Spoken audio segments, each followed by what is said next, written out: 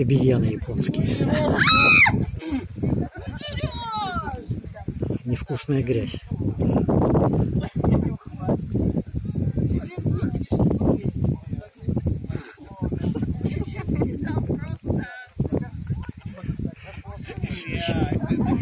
Сейчас там прям и чпокаться начнут.